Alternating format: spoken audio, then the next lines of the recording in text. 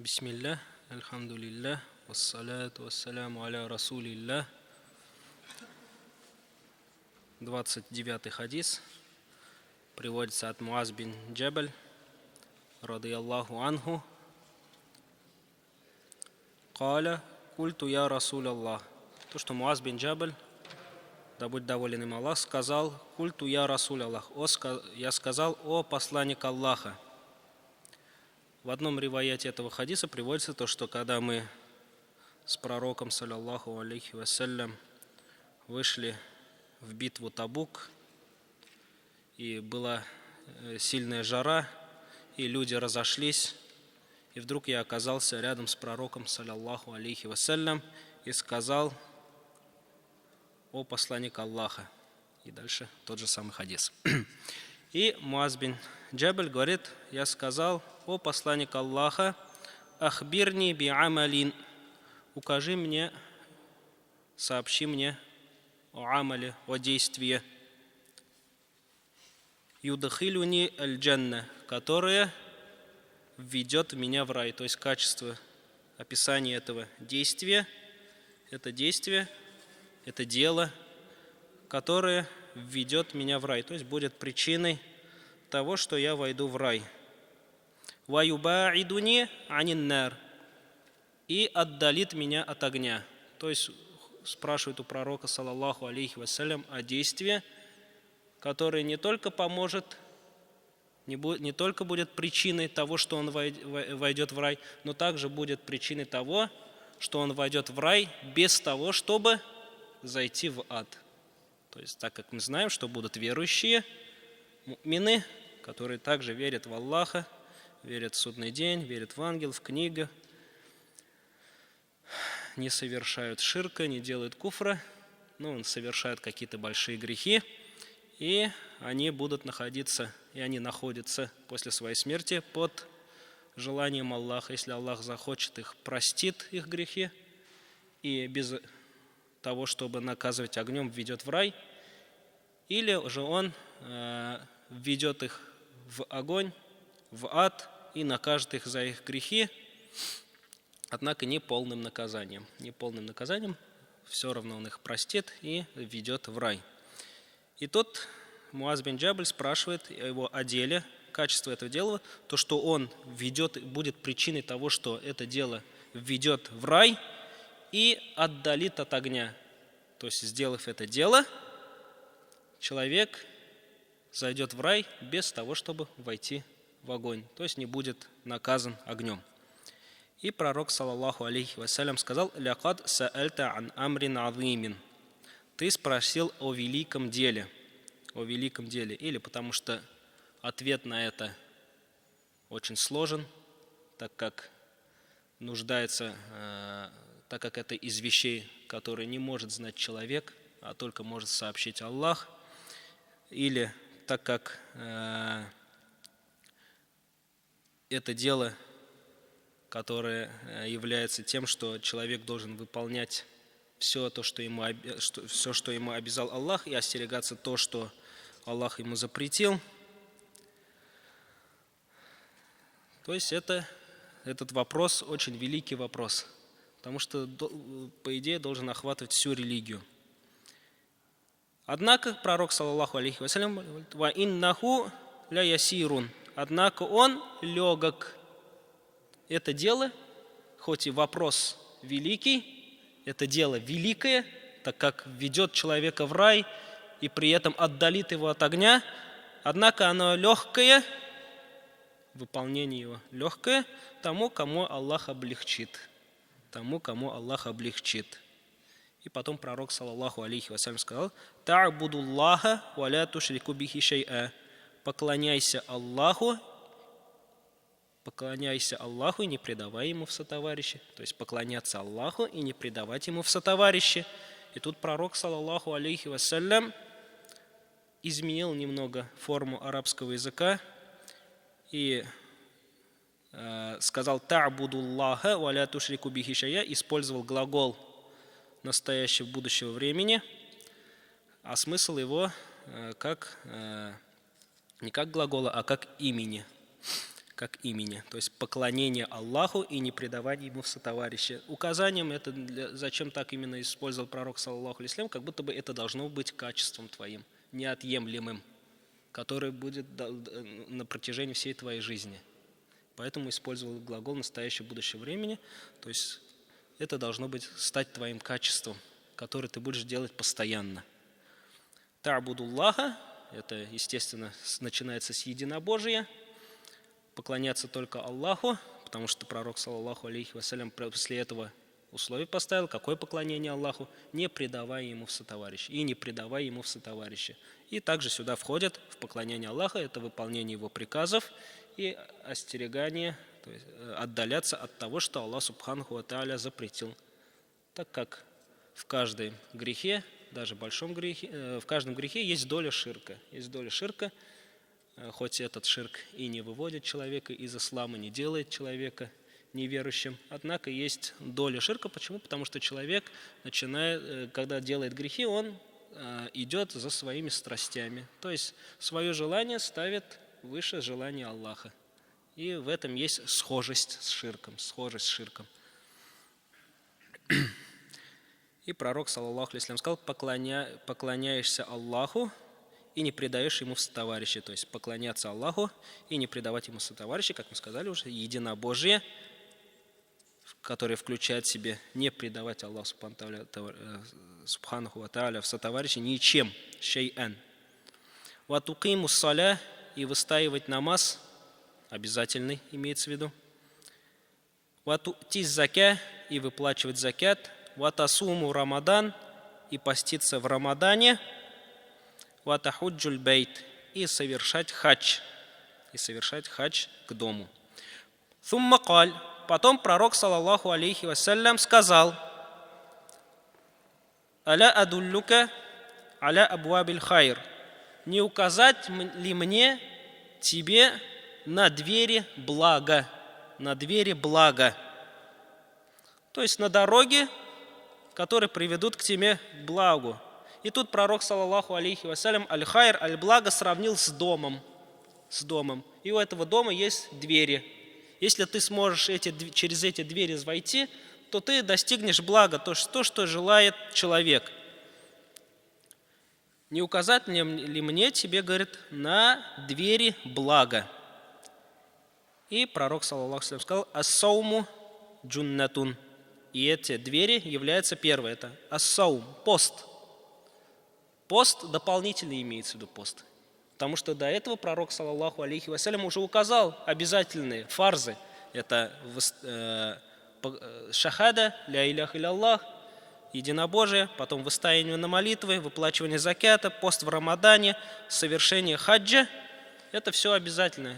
А тут, после этого, пророк, саллаллаху алейхи ва саллям, хочет указать на двери блага, то есть посредством чего человек сможет достичь великого положения. Ас-сауму джуннатун, сказал. Пост является щитом. И пост является щитом. То есть то, что тебя огородит. Огородит от огня или огородит от шайтана, так как во время поста сужаются пути, по которым ходит шайтан, по которым передвигается шайтан. «Вассадакату тутфиуль хатиата, кама ютфиуль маун нар». И садака, милостыня, гасит грехи, как гасит вода огонь, как тушит вода огонь. Садака. Тут первым пророк, саллаллаху алейхи ва саллям, указал именно пост, потому что человеку в это время придется оставлять то, что ему очень тяжело оставить. Это еда, питье, интимная близость, сквернословие и так далее. И другое, это придется отделить от себя то, что является любимым для человека, как пророк, саллаллаху алейхи ва саллям, сказал: если бы человеку была бы дана одна долина золота, он бы пожелал другой долины золота. По идее, эта долина золота хватила бы ему на всю жизнь. Но нет, человек так создан, что заполнить вот это его желание сможет только земля. «Васадакату тутфиуль хатиата». И садака, говорит, гасит грех. И тут пророк, саллаллаху алейхи вассалям, пример привел. Гасит. Почему гасит? Именно потому, что грех приводит к тому, что человек будет наказан. Наказан будет огнем. И как будто бы сравнил грех, это то, что приведет к огню, и как будто бы грех это огонь уже. И человек, когда выплачивает милостыню, дает милостыню, посредством этого прощаются те грехи, которые связаны с правом Аллаха. Но не прощаются те грехи, которые связаны с правами людей.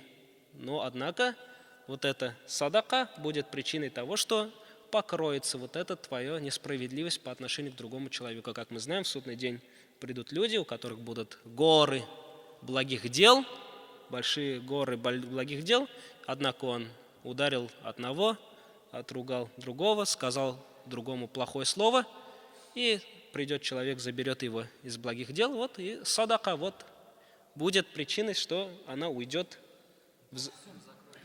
взамен твоей несправедливости. Если только человек уже не простит, если, конечно, человек не простит. Если человек простит, то уже в этом мире это будет прощено и уйдет. А так, вот эта садака будет причиной того, что ты не попадешь в ад. Так как то, что ты сделал несправедливо, оно что? Вот этот человек придет и заберет его.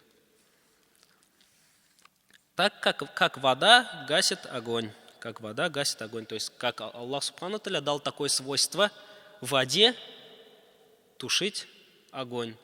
Однако вода сама по себе не может тушить огонь. Это свойство дает Аллах Субхану ва Тааля. Как вода не может потушить огонь, также хлеб не может утолить голод. Однако утоляет голод, этот Аллах Субхану ва Тааля дает такую силу, возможность человеку. И когда захочет, он может это и забрать. Бывали такие болезни.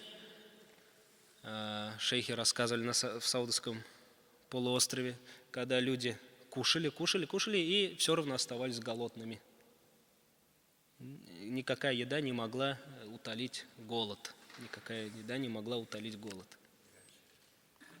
Нет, болезнь именно, телесная болезнь. «Вассаляту раджули фи джауфил лейль». И молитва человека в середине ночи.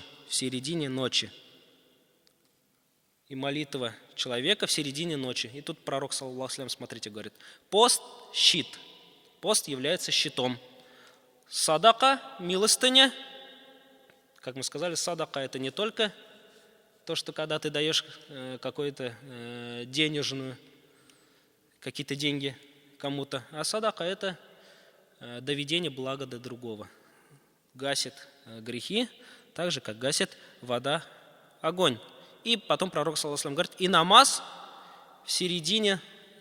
человека в середине ночи. Что это означает? Некоторые сказали, и это также является из дверей блага. Другие сказали, и это также является, из дверей блага, но также это является то, посредством чего Аллах Субхану ва Тааля прощает грехи. Посредством чего Аллах Субхану ва Тааля тушит вот эти грехи. Это ночной намаз, Потом пророк, саллаллаху алейхи ва саллям, после того, как это сказал, он прочитал аят «Татаджафа джунубухум аниль мададжи». И отдаляются их бока от их постелей. Аллах Субхану ва Тааля говорит, описывая благих людей, описывая праведников, и говорит, ночью отдаляются их бока от постели. Ядуна раббахум, и они взывают к своему Господу посредством молитвы, посредством зикра, посредством Корана, посредством дуа, хауфан, боясь то, что их дела не примутся, боясь гнева Аллаха Субхану ва Тааля, боясь наказания Аллаха Субхану ва Тааля. Однако, когда они взывают к Аллаху Субхану ва Тааля, когда они просят Его, когда они делают зикр, когда они читают Коран, они не только боятся, но еще ватамаан, желая его милостыни, желая награды, получить награду. Вот эти две вещи должны быть в поклонении. Это боязнь, страх перед Аллахом Субханаху ва Тааля и надежда на его милость, надежду на награду. «Ва мимма разакнахум юнфикун». И они выплачивают, дают милостыню из того, чем мы их наделили. И потом Аллах Субхану ва Тааля говорит, и мы приготовили им в раю.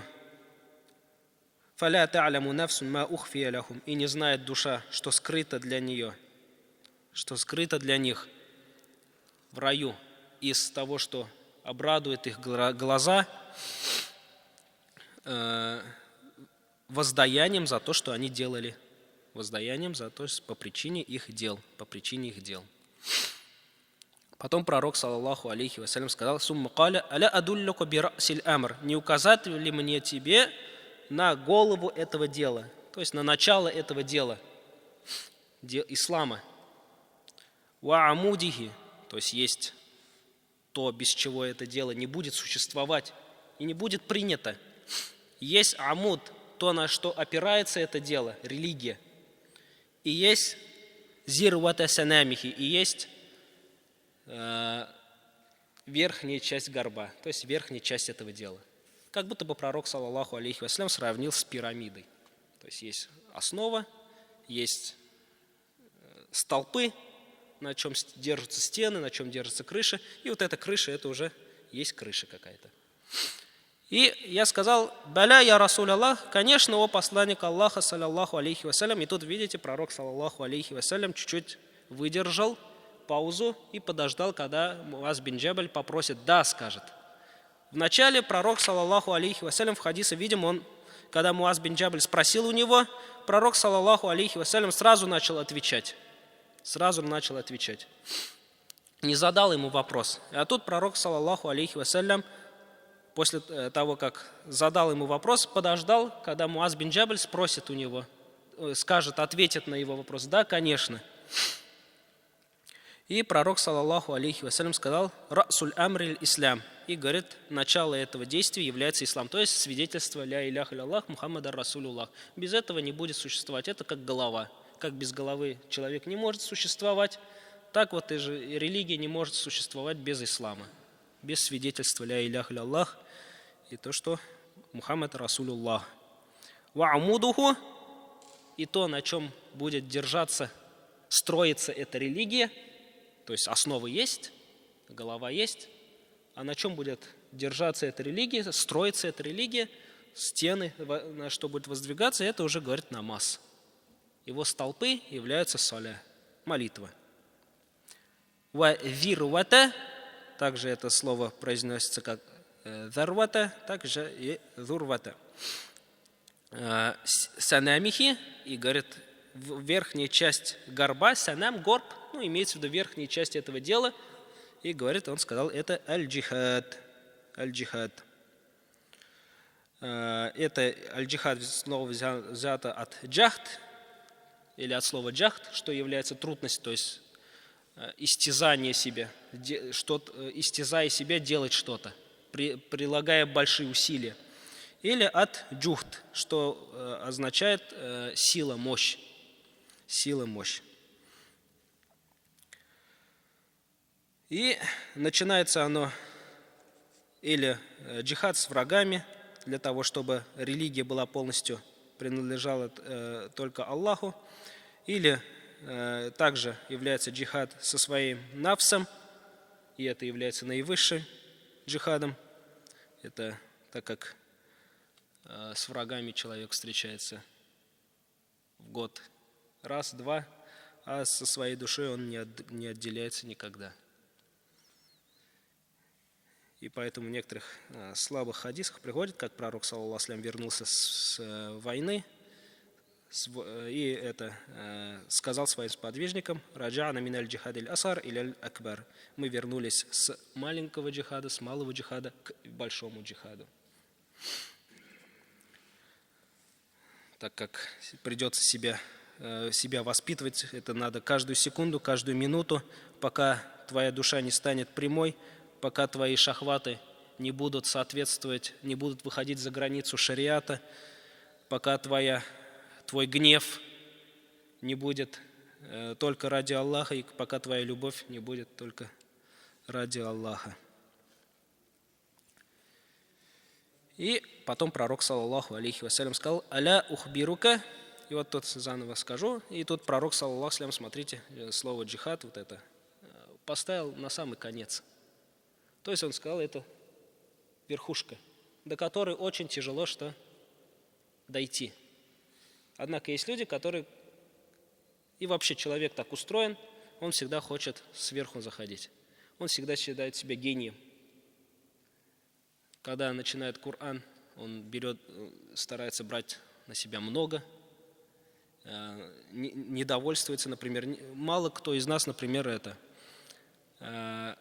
прочитывает Коран раз в месяц или прочитывает Коран раз в 2 месяца. Хотя сподвижники, например, считали нежелательным оставление Корана больше, чем больше 40 дней.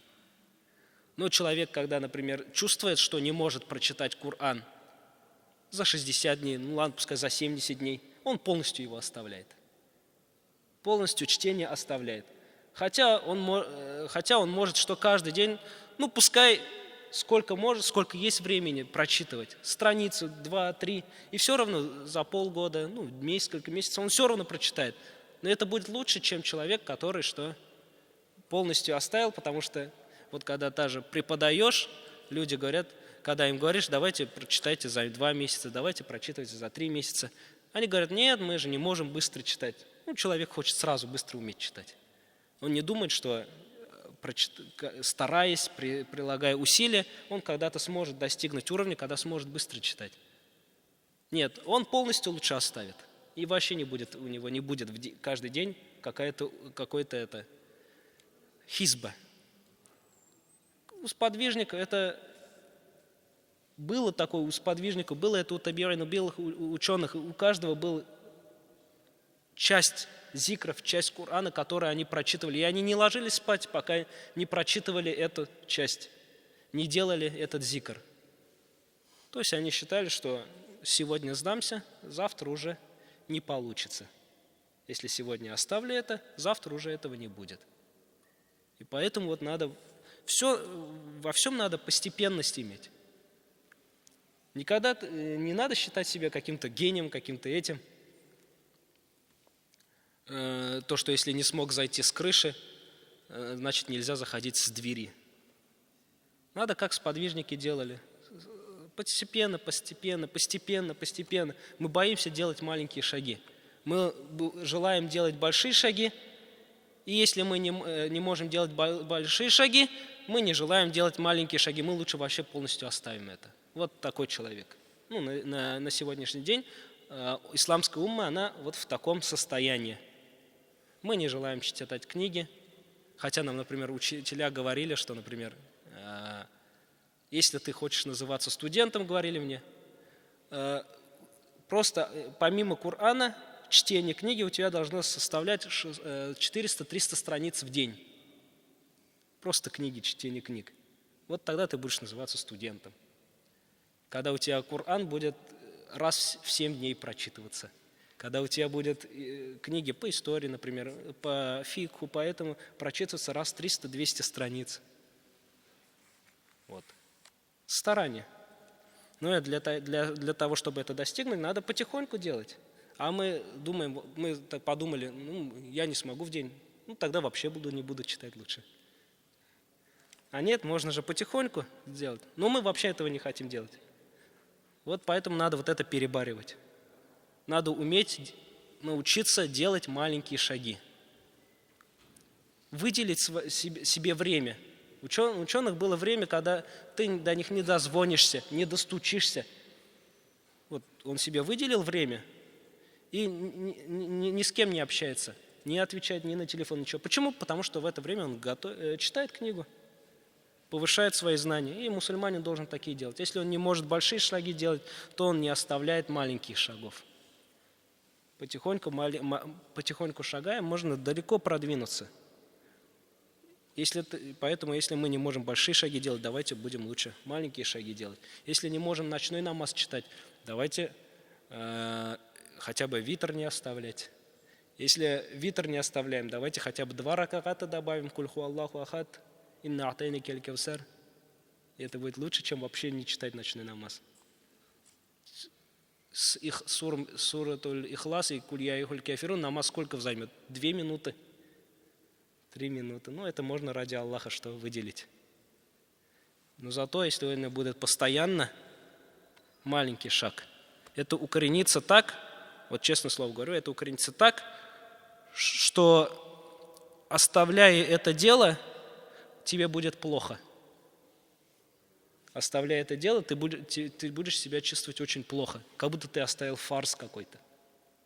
Потому что ты приучил себя к этому. Маленькими шагами. Дальше пророк, саллаллаху алейхи ва саллям, сказал: «Сумма каля аля ухбирука би миляки» или би маляки. Тоже двоякое можно прочтение. «Залика куллихи».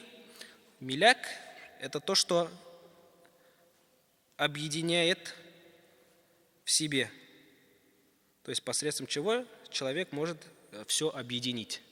То есть не указать ли мне на дело, на действие, которое объединит все вот это, то, что я тебе сказал. Одно действие, что-то, я сейчас хочу себе сообщить что-то, которое вот все, что я тебе сказал, заменит. И Муаз бин Джабаль говорит: да, о пророк Аллаха.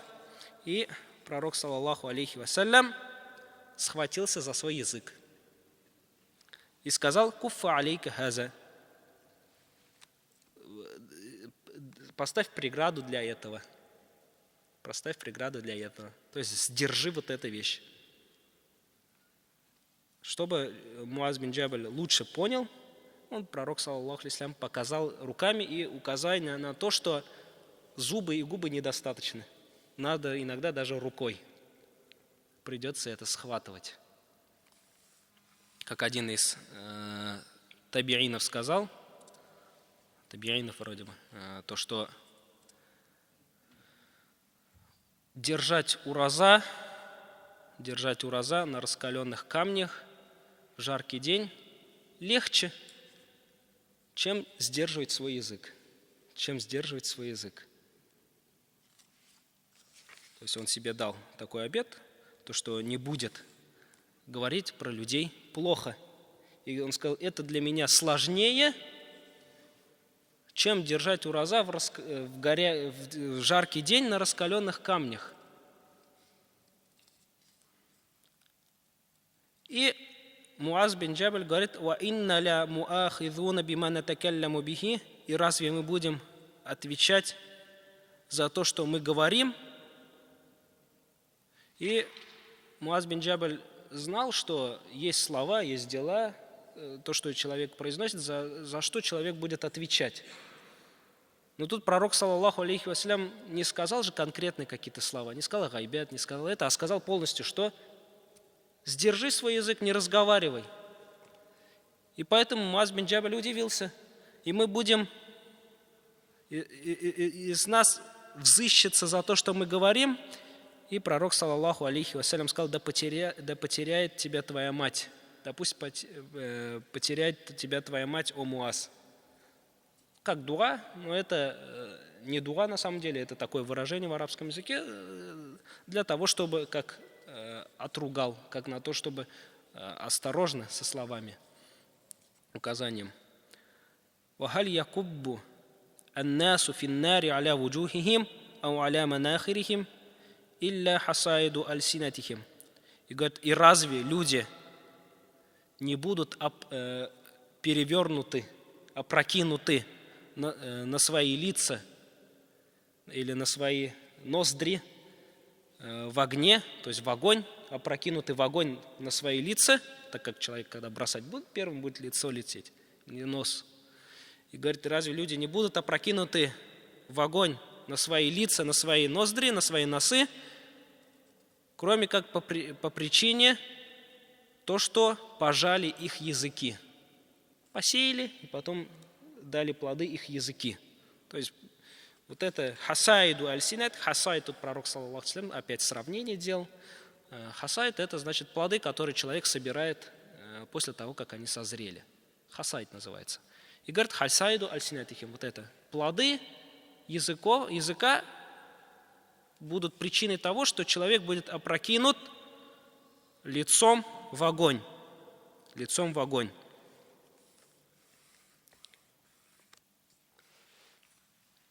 Этот хадис приводится в Ахмаде, в Тирмизи и Ибн Маджа. Так как человек, если не будет сдерживать язык, человек, как бы он ни сторонился гайбята, как бы он ни сторонился клеветы, как бы он ни сторонился других плохих слов, человек все равно будет говорить плохое. И поэтому единственный способ не говорить плохое, это вообще не говорить. Как пророк, саллаллаху алейхи ва саллям, сказал, не говори. А если говоришь, говори только благое. Не говори. А если говоришь, только говори благое. То есть самое лучшее это молчать все время. Следующий хадис, 30-й хадис от Абу Умамы. А тут есть еще стих приводится. Ихфаз лисанак шафи'i. Стих такой приводил. Ихфаз лисанак айюхаль инсан. Храни свой язык, о человек. Валя ялдаганнака иннаху та'бан. И пускай он тебя не укусит, поистине это гадюка. Язык твой это гадюка. Кам филь макабир мин катили лисанихи канат тахабу ликааху шуджаан. И сколько, говорит, в могилах людей, которых погубили их языки, и при этом этих людей боялись смельчаки. И сколько в могилах людей, которых погубили их языки, и боялись этих людей, шуджаан, смелые люди, смельчаки. То есть сколько людей попало в могилу, хотя их боялись люди, только по причине того, что довели их языки. Любил вот это. Шафи'i приводит вот этот стих. Следующий хадис это от Абу Умама Бахили. Также много приводил хадисов. Умер в 86 году. Ему было 71 год. И он последний из сподвижников, из тех, кто умер в Шаме. То есть в Шаме умерло много сподвижников, и он последний был из сподвижников, которые умерли в Шаме. И он говорит, приводит от посланника Аллаха, саллаллаху алейхи ва саллям, «Ман ахабба лилляхи, ва абгада лилляхи, ва а'та лилляхи, ва мана'a лилляхи, факад истакмаля имана». Раваху Абу Дауд. Тот, кто полюбил ради Аллаха, не полюбил ради какой-то цели мирской, а его любовь была не какое-то желание, а только потому, что человек является верующим, потому что человек делает благие дела, или потому что это является благим, потому что Аллах Субхану ва Тааля это разрешил, или потому что Аллах Субхану ва Тааля это приказал. Ва абгада лилляхи, и тот, кто гневается ради Аллаха, его гнев не ради того, потому что его унизили, что-то сказали против него, а потому что было нарушен закон Аллаха, потому что это является греховным. Ва а'та лилляхи, и тот, когда что-то дает ради Аллаха, ва мана'a лилляхи, и когда что-то не дает, что-то чему-то препятствует, он делает это ради Аллаха, то тот, кто сделал полной свою религию, свой иман. Тот, кто усовершенствовал, сделал совершенный свой иман. Это как Аллах Субхану ва Тааля сказал: «Куль инна саляти», скажи, мои молитвы, ва нусуки, и мой забой, или мое поклонение, ва махьяя, и моя жизнь, ва мамати, и моя смерть, лилляхи, ради Аллаха. То есть вся жизнь является только ради Аллаха. Все, что я бы не сделал, какое бы чувство не испытал, это все ради Аллаха. То вот у такого человека будет, говорит, пророк, саллаллаху алейхи, то тот сделал свою религию совершенным. В следующем хадисе, это хадис от Муаз бин Анас, приводится дополнение «факат истакмаля иманху», то у того стала совершенной религия. То есть тут в этом риваяте говорится, и он сделал совершенной свою религию, в другом риваяте говорится, что и стала совершенной его религия. Следующий хадис от Абу Зара. Абу Зар, рады Аллаху анху, сказал посланник Аллаха, саллаллаху алейхи вассалям, «Афдалюль а'маль», самым лучшим деянием из деяний веры является «аль-хуббу филляхи», любовь ради Аллаха, «валь-бугду филляхи», и гнев ради Аллаха. И гнев ради Аллаха, как про пророка, саллаллаху алейхи вассалям, приводится, что он никогда не гневался, когда говорили что-то про него, однако гневался, когда задевались границы Аллаха. Когда задевались границы Аллаха, нарушались границы Аллаха. Мы видели это, говорит, потому как он начинал краснеть по его лицу. Однако, когда про него что-то говорили, когда ему наносили какой-то вред, он никогда не гневался. От Абу Хурайры приводится, рады Аллаху анху, то, что посланник Аллаха, саллаллаху алейхи вассалям, сказал: «Аль-муслиму ман салима аль-муслимуна мин лисанихи ва ядихи, валь-му'мину ман аминаху насу аля димаихим ва амвалихим». Мусульманин ман салима аль-муслимуна мин лисанихи ва ядихи. Это тот, по отношению к которому чувствует себя в безопасности от его языка и от его рук. Мусульмане чувствуют себя в безопасности. Мусульманин – это тот, если мусульмане чувствуют в безопасности себя от его языка и от его рук. В другом риваяте приводится место мусульман «ан-нас» – люди. И верующий – это тот, «ман аминаху нас аля димаихим ва амвалихим», кому доверились люди. Доверили свою кровь, имеется свою жизнь и свое имущество. То есть они не думают, что он как-то может решить их право какого-то. Пускай это касается права телесного или права имущественного. Следующий хадис. Дополнение к этому хадису есть. «Валь муджахид ман джахада нафсаху фи та'атиллях». И муджахидом является тот, кто джахада нафсаху фи та'атиллях. Тот, кто проявлял усердие, то есть джахада, сражался со своей душой, со своим нафсом в поклонении Аллаху. В поклонении Аллаху. То есть проявлял усердие, поклоняясь Аллаху. Вот это настоящий муджахид. Валь мухаджир, и переселенец, мухаджир, тот, кто переселяется, истинным мухаджиром является манхаджир аль-хатая ва дзунуб, тот, который оставил грехи. Тот, кто оставил грехи. Большие и малые. Большие и малые. Так как переселение зачем было в Медину? Зачем вообще были переселения? Зачем было узаконено переселение? Это потому, что чтобы человек мог выполнять какое-то поклонение. Суть переселения – это чтобы человек мог поклоняться Аллаху субханаху ва тааля. И значит, истинная суть переселения – это является, чтобы что? Оставление именно греховного, оставление греховного. Истинность джихада является это что? Это чтобы слово Аллаха было выше любого слова. Выше любого слова. И у него очень много путей. И ошибается тот, кто ограничивается или говорит, что он ограничен только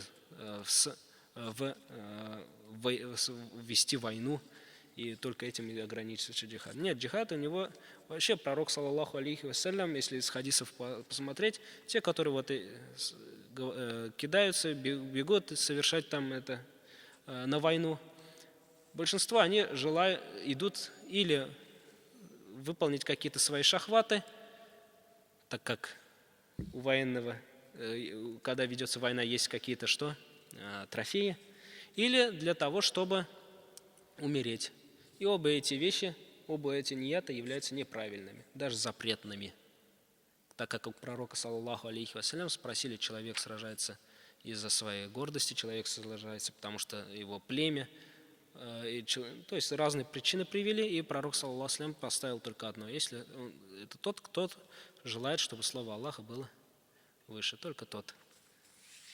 Поэтому надо правильно понимать вот эти слова, надо суть понимать. И джихад никогда, война, именно сражение мечами, никогда не являлась целью в исламе, а это являлось только причиной, то есть средством достижения.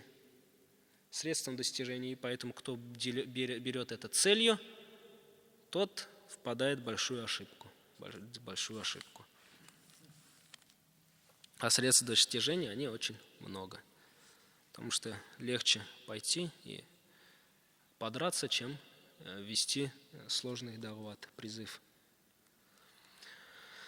От Анаса рады Аллаху анху приводится то, что посланник Аллаха, саллаллаху алейхи ва саллям, сказал, то, что «Қаллама хатабана Расулуллах, саллаллаху алейхи ва саллям, илля каля, ля имана лиман ля аманата ляху, ва ля дина лиман ля ахда ляху».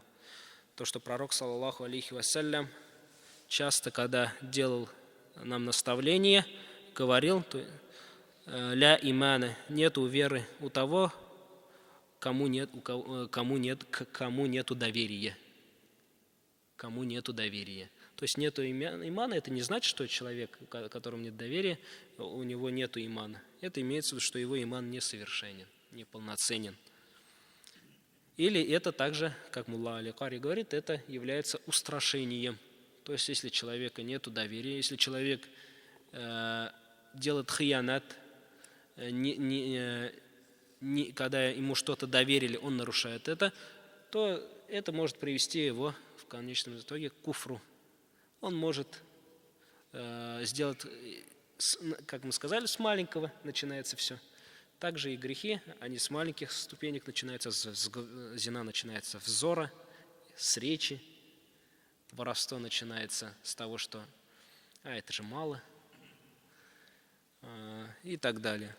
И также и это, человек, когда одному человеку его доверенное нарушил, другому человеку нарушил доверие, потом он может и нарушить доверие, тот аманат, который дал Аллах субхану тааля.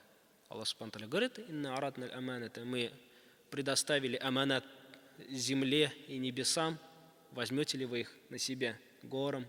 И они отказались, и взял на себя этот человек, имеется в виду религию. И человек, нарушая аманат, может привести к тому, что вот нарушит тот аманат, который Аллах субхану тааля дал, то есть выйдет из религии. «Валя дина лиман ля ахда ляху». И нету, говорит, религии у того, кто не соблюдает договора свои. И здесь имеется договор, это в первую очередь договор с Аллахом, когда Аллах субхану тааля вывел всех людей из спины Адама и сказал, свидетельствуете ли вы, что я ваш Господь? И люди засвидетельствовали, то есть что они будут его признавать Господом, и то, что будут признавать его Богом, то есть тот, кому они должны поклоняться, единственный, кому они должны поклоняться, и уже заканчивая уже договорами, которые люди заключают между друг с другом. Субханакаллахумма бихамдика, ашхаду ан ля иляха илля анта, астагфирука ва атубу илейк.